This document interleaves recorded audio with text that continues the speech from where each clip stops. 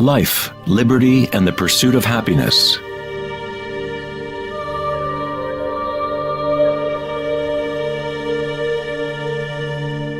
We live our lives pursuing happiness out there, as if it is a commodity. We have become slaves to our own desires and craving.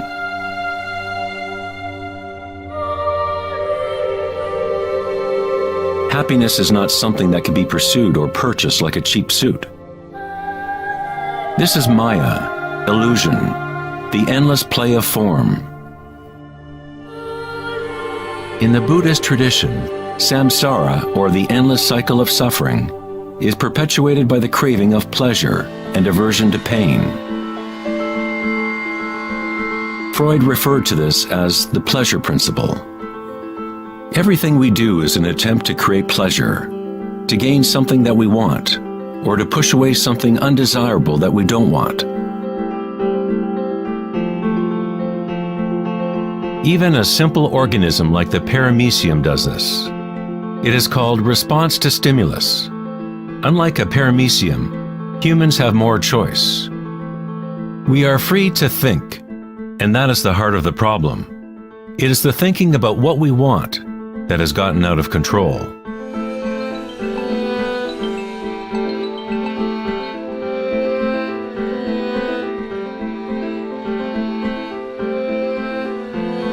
Safety systems armed. 10, 9, 8, 7, 6, 5, 4, 3, 2, 1, 0, and liftoff of Endeavour, going where East and West do meet at the International Space Station. The dilemma of modern society is that we seek to understand the world not in terms of archaic inner consciousness, but by quantifying and qualifying what we perceive to be the external world by using scientific means and thought. Thinking has only led to more thinking and more questions. We seek to know the innermost forces which create the world and guide its course. But we conceive of this essence as outside of ourselves, not as a living thing intrinsic to our own nature. It was the famous psychiatrist Carl Jung who said, "One who looks outside dreams. One who looks inside awakes." It is not wrong to desire to be awake, to be happy. What is wrong is to look for happiness outside when it can only be found inside.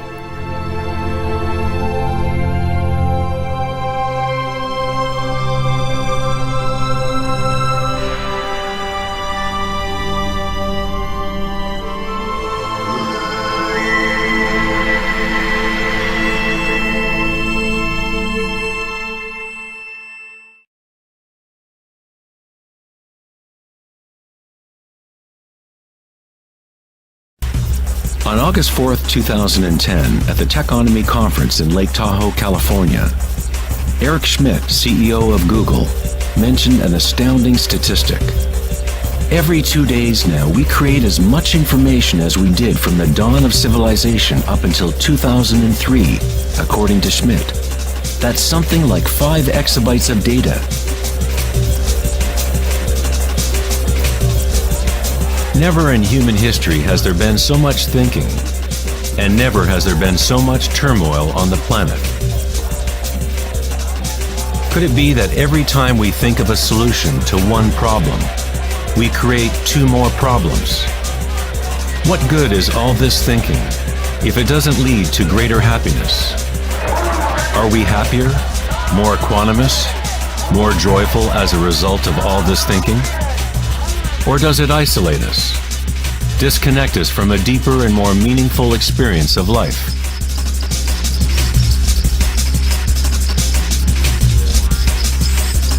Thinking, acting, and doing must be brought into balance with being.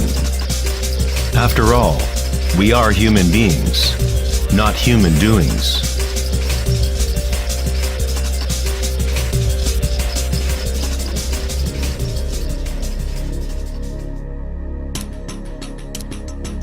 We want change, and we want stability at the same time. Our hearts have become disconnected from the spiral of life. the law of change, as our thinking minds drive us towards stability, security, and pacification of the senses. With a morbid fascination, we watch killings, tsunamis, earthquakes, and wars. We constantly try to occupy our mind, fill it with information. TV shows streaming from every conceivable device, games and puzzles, text messaging, and every possible trivial thing. We let ourselves become mesmerized with the endless stream of new images, new information, new ways to tantalize and pacify the senses. At times of quiet inner reflection, our hearts may tell us that there is more to life than our present reality, that we live in a world of hungry ghosts, endlessly craving, and never satisfied.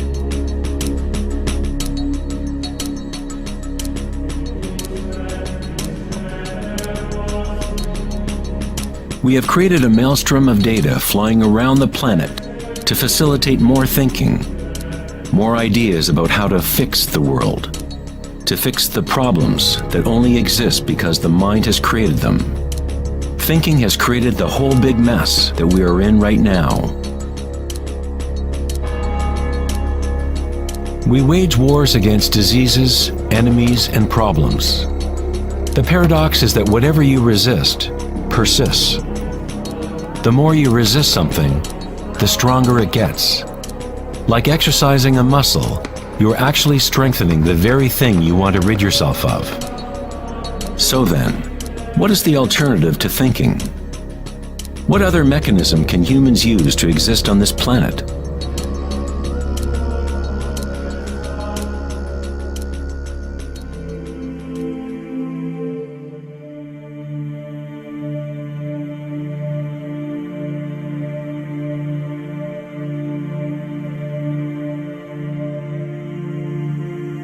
While Western culture in recent centuries has focused on exploring the physical by using thought and analysis, other ancient cultures have developed equally sophisticated technologies for exploring inner space. It is the loss of the connection to our inner worlds that has created imbalance on our planet. The ancient tenet, know thyself, has been replaced with a desire to know and experience the outer world of form.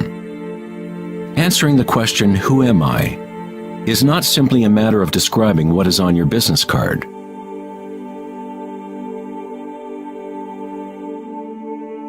In Buddhism, you are not the content of your consciousness. You are not merely a collection of thoughts or ideas, because behind the thoughts is the one who is witnessing the thoughts.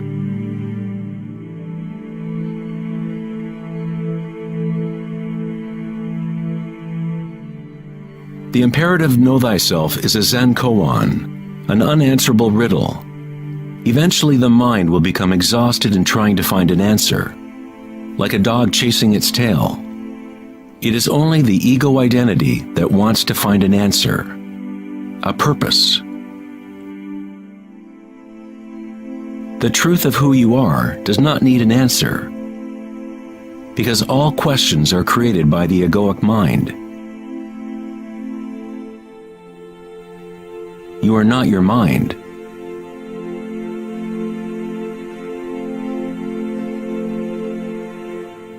The truth lies not in more answers, but in less questions. As Joseph Campbell said, I don't believe people are looking for the meaning of life as much as they are looking for the experience of being alive.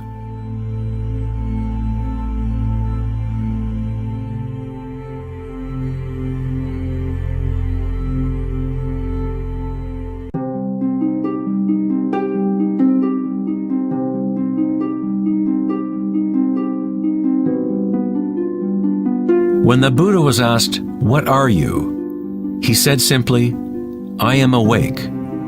What does this mean, to be awake?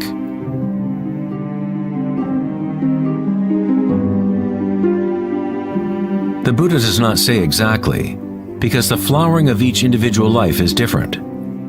But he does say one thing. It is the end of suffering. Every major religious tradition has a name for the state of being awake: heaven, nirvana, or moksha.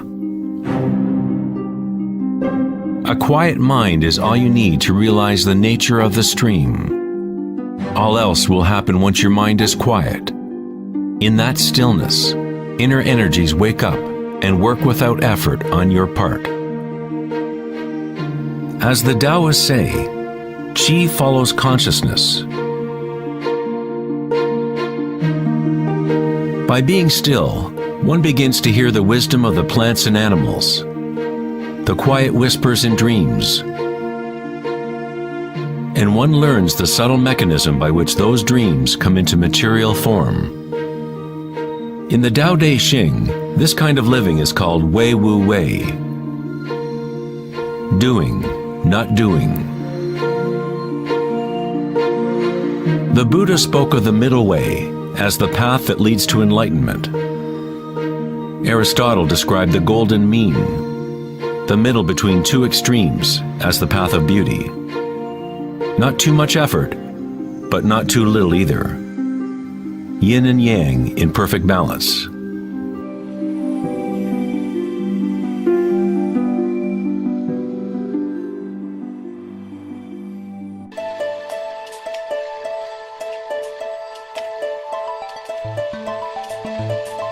Vedanta's notion of Maya, or illusion, is that we do not experience the environment itself, but rather a projection of it, created by thoughts.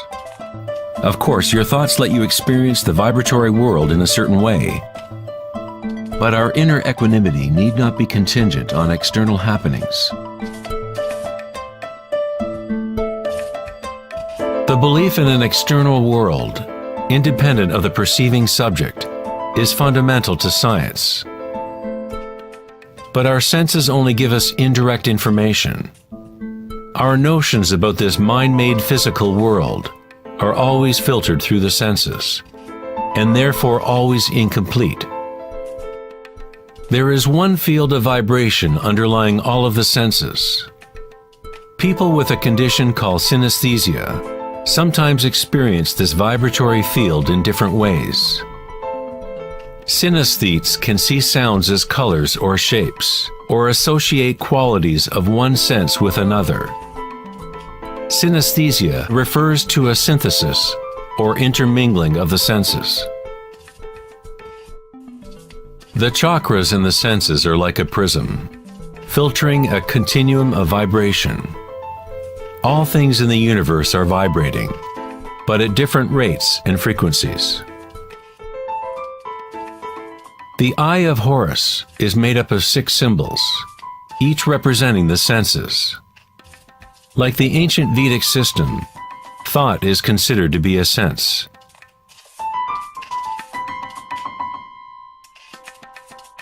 Thoughts are received simultaneously as sensations are experienced on the body. They arise from the same vibratory source. Thinking is simply a tool, one of 6 senses. But we have elevated it to such a high status that we identify ourselves with our thoughts.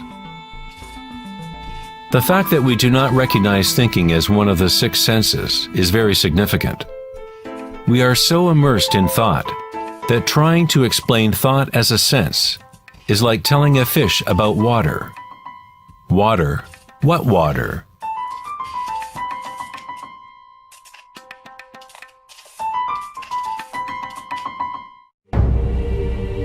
In the Upanishads, it is said, "Not that which the eye can see, but that whereby the eye can see. Know that to be Brahman, the eternal, and not what people here adore.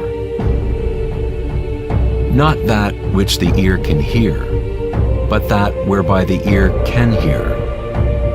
Know that to be Brahman, the eternal, and not what people here adore. Not that which speech can illuminate, but that by which speech can be illuminated. Know that to be Brahman, the eternal, and not what people here adore.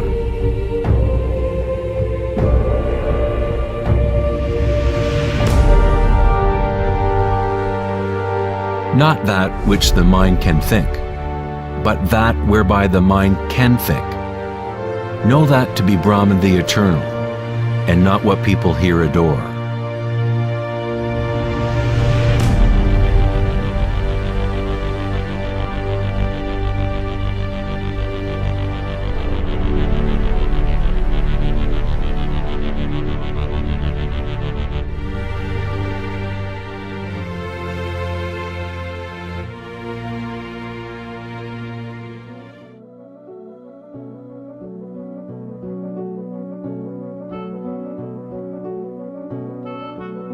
In the last decade, great advances have taken place in the area of brain research. Scientists have discovered neuroplasticity, a term which conveys the idea that the physical wiring of the brain changes according to the thoughts moving through it.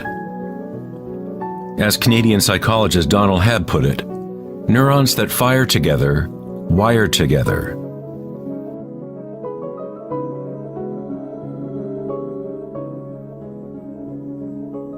Neurons wire together most when a person is in a state of sustained attention. What this means is that it is possible to direct your own subjective experience of reality. Literally, if your thoughts are ones of fear, worry, anxiety, and negativity, then you grow the wiring for more of those thoughts to flourish. If you direct your thoughts to be ones of love, compassion, gratitude, and joy, you create the wiring for repeating those experiences. But how do we do that if we are surrounded by violence and suffering? Isn't this some kind of delusion or wishful thinking? Neuroplasticity is not the same as the New Age notion that you create your reality by positive thinking.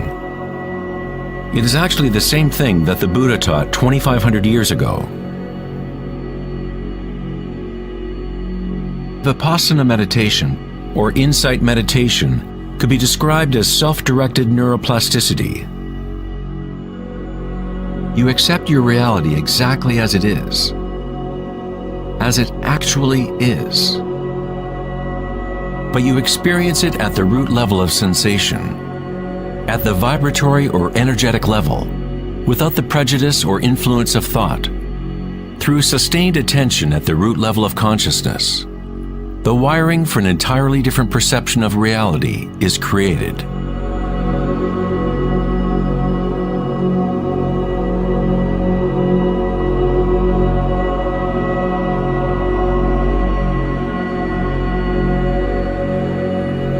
We have got it backwards most of the time. We constantly let ideas about the outer world shape our neural networks. But our inner equanimity need not be contingent on external happenings. Circumstances don't matter. Only my state of consciousness matters. Meditation in Sanskrit means to be free of measurement, free of all comparison, to be free of all becoming. You are not trying to become something else. You are okay with what is.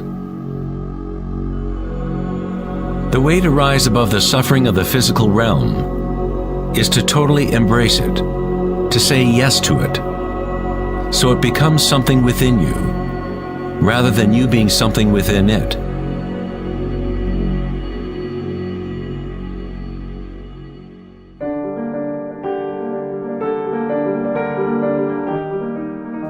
How does one live in such a way that consciousness is no longer in conflict with its content? How does one empty the heart of petty ambitions?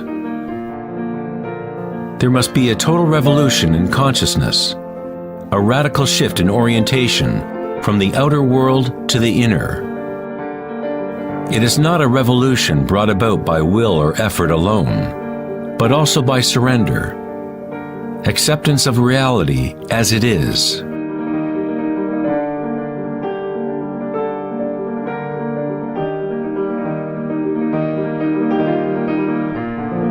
The image of Christ's open heart powerfully conveys the idea that one must open to all pain.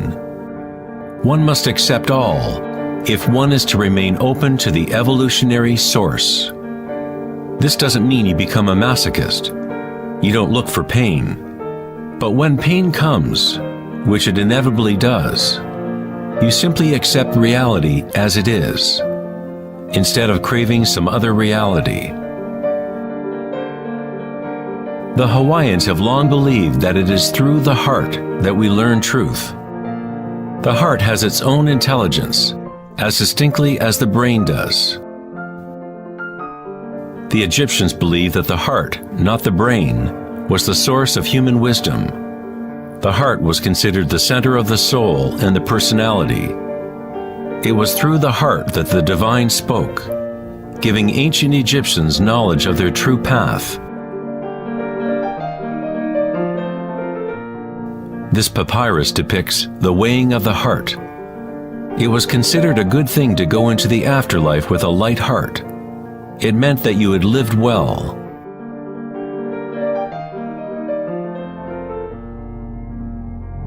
One universal or archetypal stage that people experience in the process of awakening the heart center is the experience of one's own energy as the energy of the universe.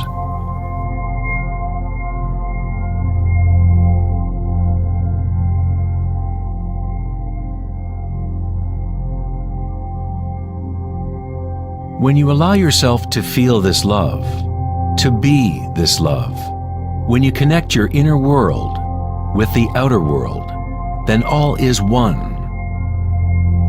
How does one experience the music of the spheres? How does a heart open?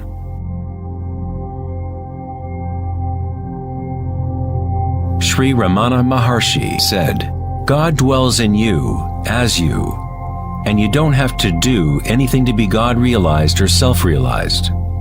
It is already your true and natural state. Just drop all seeking, turn your attention inward, and sacrifice your mind to the one self, radiating in the heart of your very being. For this to be your own presently lived experience, self-inquiry is the one direct and immediate way.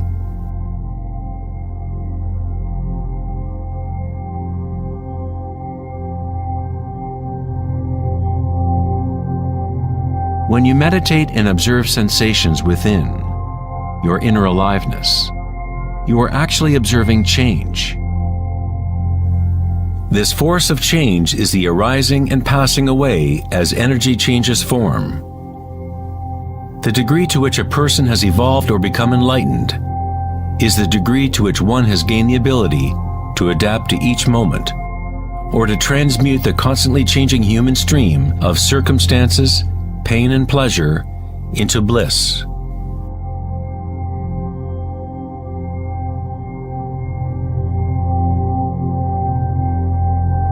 Leo Tolstoy, author of War and Peace, said, "Everyone thinks of changing the world, but no one thinks of changing him or herself."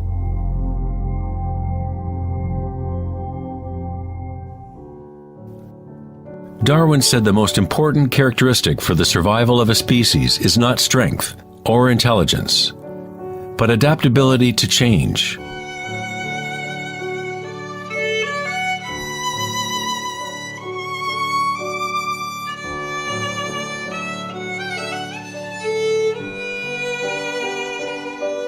One must become adept at adapting. This is the Buddhist teaching of anicca. Everything is arising and passing away, changing, constantly changing. Suffering exists only because we become attached to a particular form.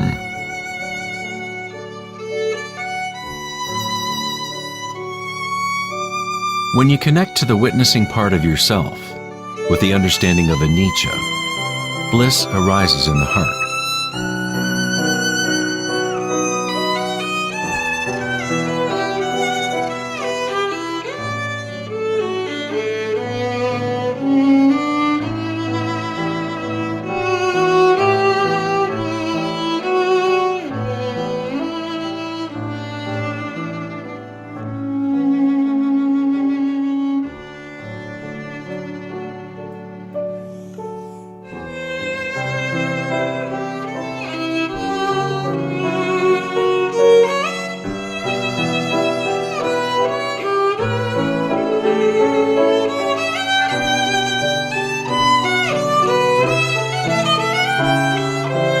saints, sages, and yogis throughout history unanimously describe one sacred union that occurs in the heart.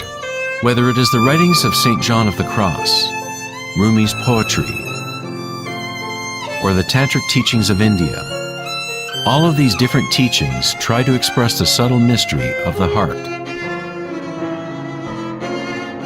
In the heart is the union of Shiva and Shakti, masculine penetration into the spiral of life, and feminine surrender to change,